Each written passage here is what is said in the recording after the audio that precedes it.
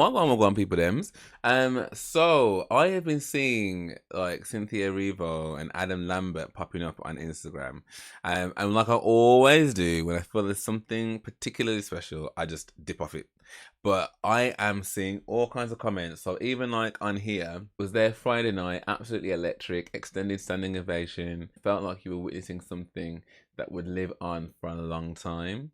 I was on the fence about her playing because she plays. So the Hollywood Bowl presented its 3-night sold-out concert of Jesus Christ Superstar, August 1st to 3rd, starring Cynthia Erivo as Jesus and Adam Lambert as Judas. The cast also featured Milo Manheim as Peter, Raul Esperanza as Pontius Pilate, Philippa Sue as Mary Magdalene, Zachary James as Caiaphas, Tyrone Huntley as Simon, and Brian Crumb as Annas.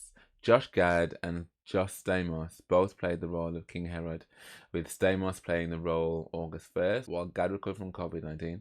While Gad played it August 2nd, Gad also played Herod August 3rd. So I've actually never seen Jesus Christ Superstar, which I think is a crying shame because I think it's something that I would definitely enjoy. So Gethsemane. I don't even know how that song even goes. So I've never heard the song before.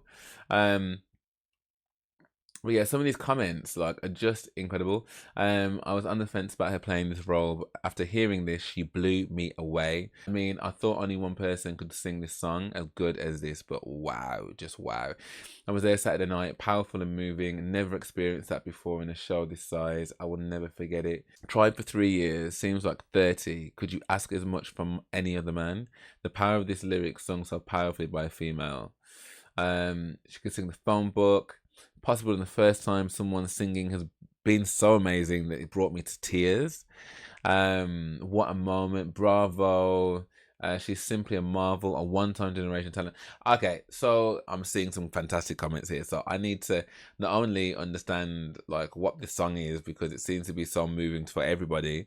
I also need to make sure that I get to see this musical at some point. But let's see what Cynthia Erivo does that stuns everybody so much.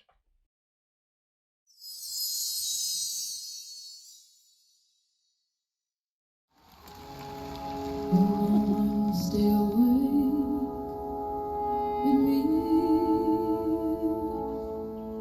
Peter, John, James. Will none of you wait with me, Peter, John, James.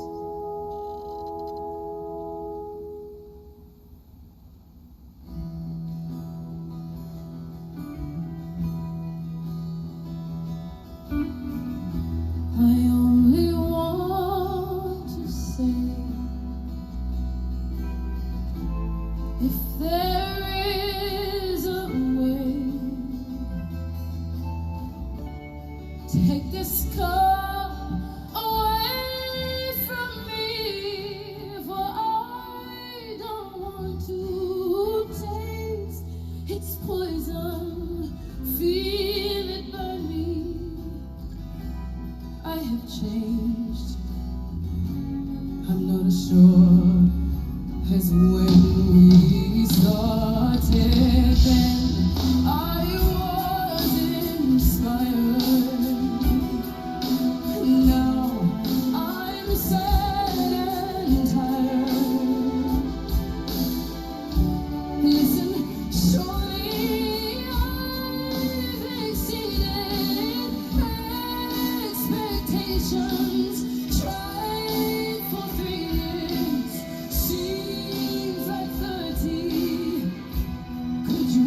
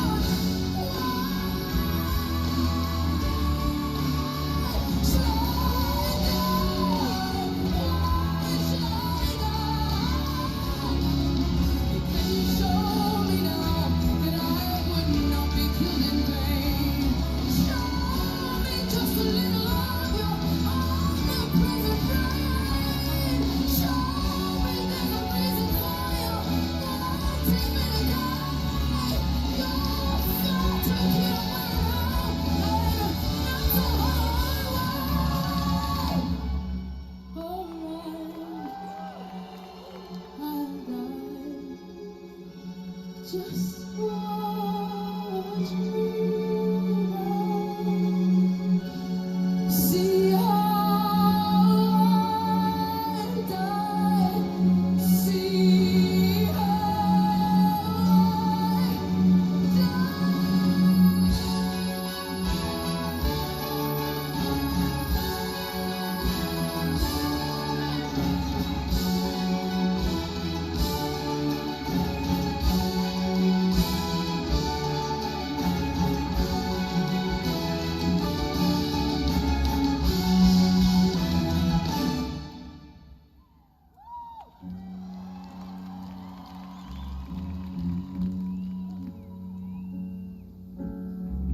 and I was inspired.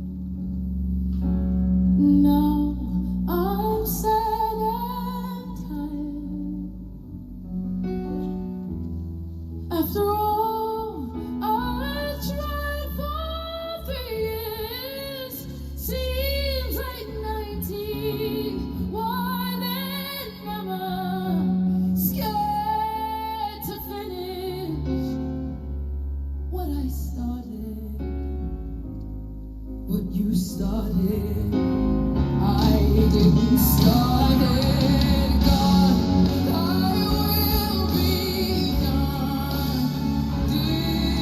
Destroy your only son. I will drink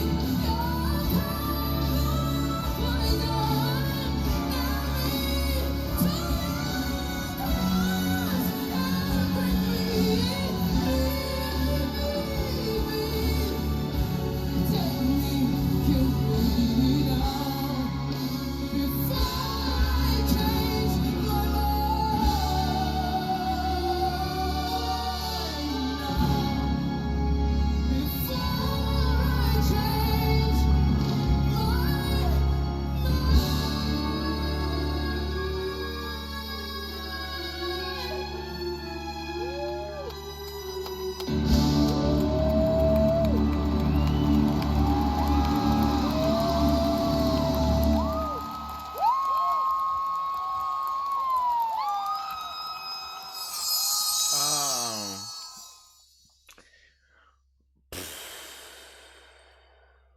That was mesmerizing.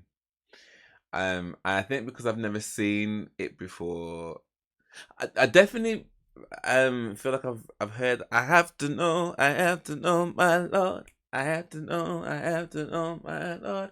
That bit sounded familiar, but none of the rest of it sounded familiar at all. So I don't know where I've heard that. Um, I've actually got chills like up and down my body from that performance. Um, and I think like even I mean I don't know how religious.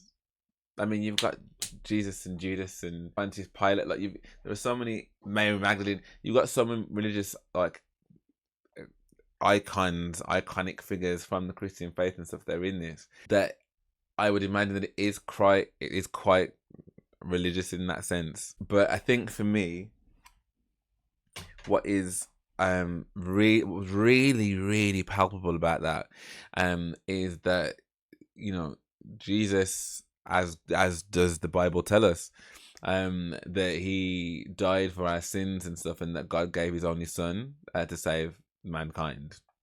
And to hear the pain that she was able to convey in that performance in those 6 minutes and 40 seconds, whatever. That's the beauty of Cynthia Erivo. Every time I've seen her, when she's, as I said, I haven't watched loads of her, but every time that I have seen her, she's just delivered this vocal set that is both intuitive, it's emotional, it's a narrator. She's a vocal narrator, and she can really like expel that pain in a way that like I haven't seen so consistently from an artist in a very long time. Because I think the first film that I saw from her was her there was some hotel that she was in. That's the first film I never saw Harriet Tubman. which is still on my to watch list. So the first kind of film that I saw with her in was Wicked. That's the first film that I actually saw her in. But I knew that she'd been in stuff. But then I'd seen her perform, like, you know, Nothing Compares to You, the Dionne Warwick song that she did. Since then, like post Wicked at the Tonys. But this is again, like there's some complex transitions in that whole performance, and there was some real soul piercing notes where length and breadth of the note was so big and wide and high, like, and sustained. It's pain, it's entangled, rip out your heart pain. And then how she kind of feels that around the stage, and how like she's like moving around. I mean, the costume looked quite spiritual but quite bedraggled at the same time. And she because her frame has changed so much over the years in comparison to some of her earlier stuff. And I think watching that, and watching her how she presents herself while she's singing a song like that, knowing what the song's about, particularly for people who are heavily Christian minded, but even if you aren't Christian minded, like, to hear someone talking about the sacrifice they're going to make and to see them perform it like that, I think that would have been quite visceral if you were in the actual auditorium as well, because I was mesmerized by that. Like, when people were clapping and stuff, I couldn't even, like, I couldn't take my eyes off her. That was incredible. Like, it was, and I mean, I don't know now whether watching the show without her playing Jesus will be as good or whatever. But I think I need to see this musical. And I don't even know why I haven't seen it. Like, because I love a musical. I really do love a musical. But yeah, it's not. But then I still haven't seen Jason and the Technicolor Dreamcoat. James and his Technicolor Dreamcoat. Is it James? It's something beginning with J, isn't it? And I think I do get these two, like, because it's another J, Jesus Christ Superstar, James and his Technicolor Dreamcoat. I think I have got them confused in the past. I haven't seen that either. Haven't seen Chicago. Anyway, the point I'm making is there's loads of musicals that I've not seen. Do you know what? Whilst I'm here, I think I am going to watch, because Adam Lambert apparently has also been getting lots of praise for his performance as well. And I know they did a duet as well I say a duet, but like they're performing the show together. So at some point, I'm guessing they must have Adam as his fan since the days of American Idol, and he always had a dream to play Judas in Jesus Christ Superstar. When his dream came true, and it was spectacular. Congrats, Adam. Super great, brilliant, Adam, and delightful, wonderful Cynthia at the Hollywood Bowl musical show. Bravo, brilliant. I'm jealous of everyone who got to see this live, even in the nosebleed seats. Wow. All right, okay, I'm gonna have to watch this again. I don't have any point of reference here, but I also remember Adam Lambert from his American Idol days, and I also remember him having an absolutely killer voice. And I know that he's been touring with Queen for a while now as well. So yeah, let's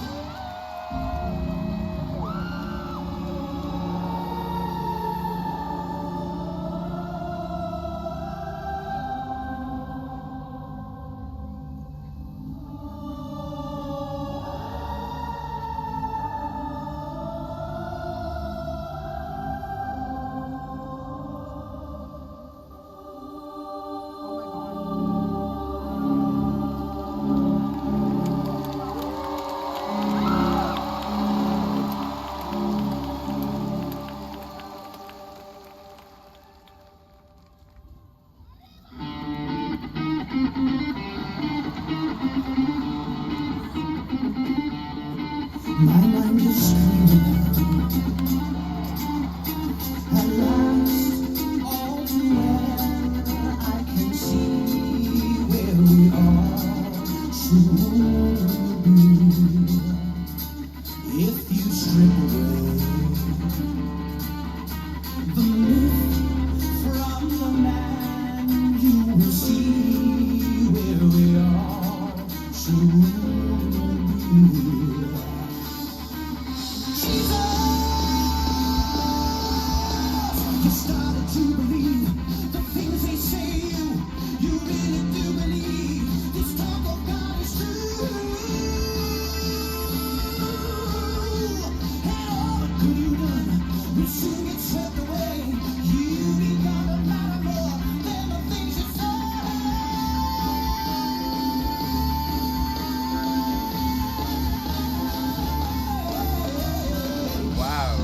Jesus, I don't like what I see.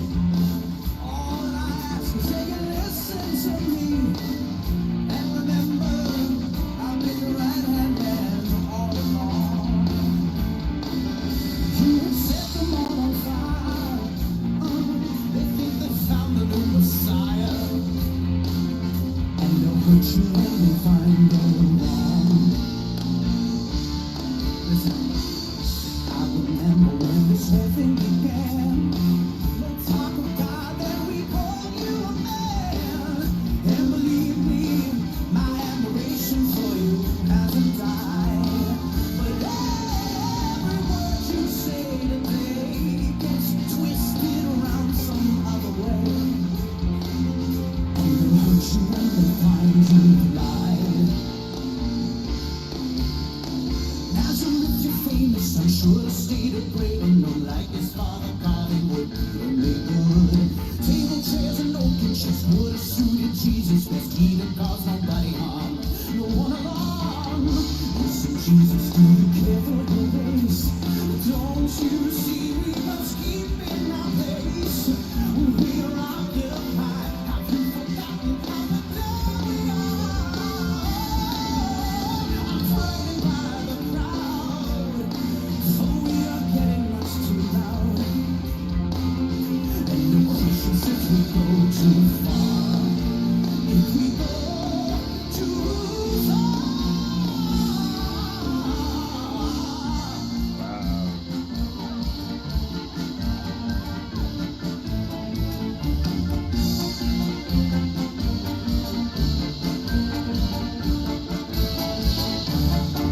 Listen, Jesus, to you all that I give. Please remember that I want us to live. But it's sad to see your chances. We could be with every hour. These followers are blind. There's too much heaven on their minds. It was beautiful, but now it's sour. Yes, it's all one side.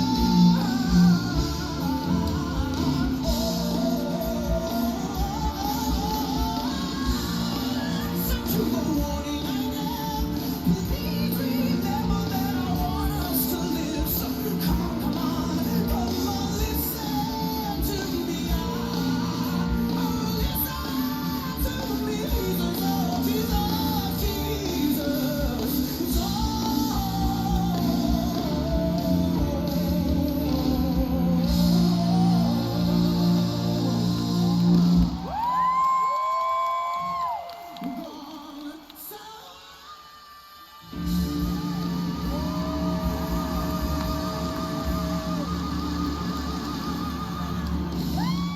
Wow. Wow. You know, I'm sure that didn't when he was coming through American Idol, I'm sure that Simon Cowell had said that like his voice was too theatrical. But that's not a regular voice. That's not regular. When I've gone to theatre and stuff and I've heard people singing and I've heard some amazing singers, like that isn't a voice that is just a typical. And there's no shade to theatre singer, by the way. But Adam Lambert is no typical theatre singer, like theatrical or not. Like, you know, the fact that he's been touring with Queen for as long as he has been, and to even attempt to walk in the same shoes as Freddie Mercury is a testament to that, like 100%. And actually, even though like I don't think I loved that song, if I'm honest, but I mean it's the first time I've heard it, so I probably don't have as much like connection with that song as maybe what some other people do. But the way in which he sang the song, like there were so many bits in that I'm just like, wow, bro, like the runs that you're doing, the level of consistency in your vibrato, and the range that you have to hit that last note was absolutely insane. Like what we've been talking about, like that guy has remained, and you got to think his American Idol season was American Idol 4 or 5 even, because Fantasia was American Idol, I want to say American Idol 3. So I think he was after her, and I know he didn't win, but he's been singing and hitting those notes for years. Like, you know, to the preservation of his voice. Bearing in mind he's been touring as well, and a lot of Freddie's songs are not going to be easy songs to sing either. Like, you know, the preservation of his voice to be able to still sing like that is insane to me. So I think they've both sold this musical to me. I need to watch it, and I need to watch it soon. Um, I think I felt more connected to Cynthia Erivo's performance, just because the pain of it all again was so palpable. But you know, I cannot forgo the vocal mastery that Adam Lambert's got of his voice and what he did in that song either. It was absolutely incredible. So yeah, I'd love to know what you guys thought of this. If you did enjoy this, then please do drop me a like and subscribe. That'd be amazing. Thank you very much. And actually, like, do you? I mean, if you've seen the musical, like, are they like the biggest songs of the? A bit like how "Defying Gravity" is like the biggest song of Wicked, or one of them anyway. Are these two songs like the two juggernauts of that musical? But yeah, let me know what your thoughts are in the comments below. If you do want access to my videos before they come to YouTube, then do head over to my Patreon, as you know what to do.